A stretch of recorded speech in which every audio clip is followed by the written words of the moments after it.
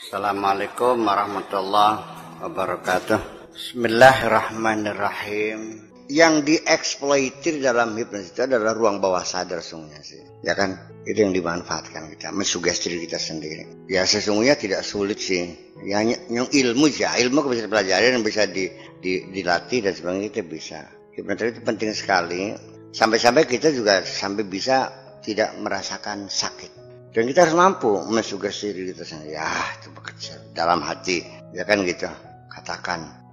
Posisikan dirimu sebagai orang lain yang kau ajak bicara dan dia pun menjawab. Engkau pun membantah. Ketika dia berargumentasi, cobalah patahkan argumentasinya. Ya kan gitu. Dan terjadilah dialog berkepanjangan dan suatu ketika Anda mampu menaklukkan diri Anda sendiri dan Anda akan menuruti apa yang Anda mau. Ketika mau tidur, katakanlah, wahai mataku, pejamkan. Wahai pikiranku, istirahatkanlah. Ya kan begitu. Dengan mencari posisi tidur kita, posisi yang paling nyaman. Kalau bantalnya ketinggian, cobalah direndahkan lagi. Mana yang paling nyaman? Oke? Coba terkonsentrasikan. Pikirkan sesuatu yang bermanfaat untuk diri kita, ya. Atau juga Anda boleh tidak memikir apapun. Ya kan gitu. Lepaskan semuanya dan ikuti kemana dia berpikir. Ini teori relaksasi fisik dan pikiran, relaksasi tubuh dan pikiran. Itu juga ada pola-pola yang tersendiri. Dikira apa sih? Supaya kita mendapatkan tidur yang berkualitas. Persoalannya persoalan diri kita sendiri. Bahwa kita harus menguasai diri kita sendiri.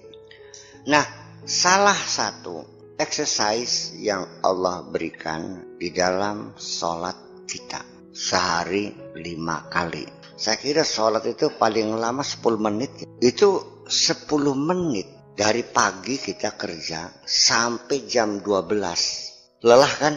Hanya dengan relaksasi pikiran dan tubuh kita 10 menit, iya kan?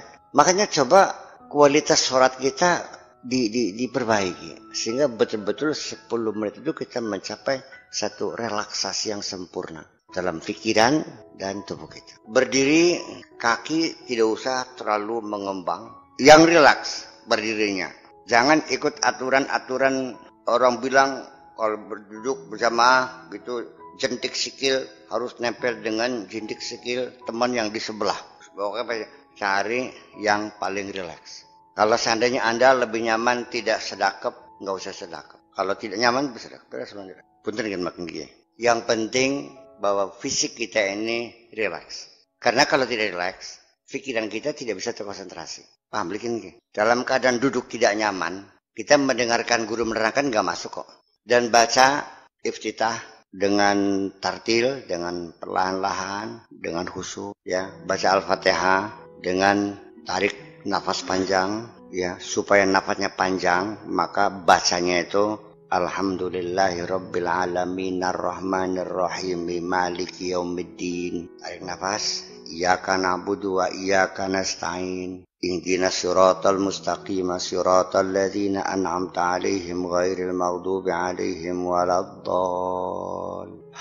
Ada yang tidak kuat, ada panjangan. Coba diusahakan supaya kuat. Karena kita ketika mengkonsentrasikan pikiran kita itu sangat terbantu ketika kita menarik nafas sedalam-dalamnya, nafas panjang teman-temannya, dan mengeluarkan secara perlahan itu sangat membantu dalam relaksasi itu.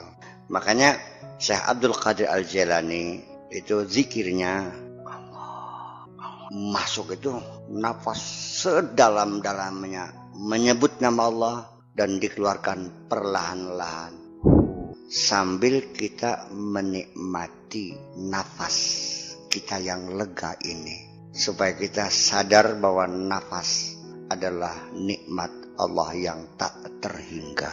Satu nafas masuk, nikmat Allah yang maha besar. Nafas keluar, enaknya nafas logro ini adalah anugerah dari Allah Subhanahu wa Ta'ala. Dan kita rasakan kita nikmati nafas panjang itu, percaya atau tidak, dan kita bisa terkonsentrasi sampai takamaca tahiyat. Duduk kita memang diatur. Ini semuanya bukan kebetulan, tapi ini juga saya percaya mungkin ini hikmah Allah juga. Memang kekosongan dalam makan kiri ini adalah berkaitan dengan perut kita. Sedangkan jempol kanan ini, bagi yang ditekuk ini, itu berkaitan dengan mata kita. Maka tidak aneh ketika orang mendapatkan sholat yang khusyuk dengan duduk yang baik, selesai sholat, perut kita lega dan pandangan pun kita bersinar lagi. 10 menit penatnya kerja dari pagi jam 12, kembali refreshing yang luar biasa. Sebelum kita pulang, refreshing lagi.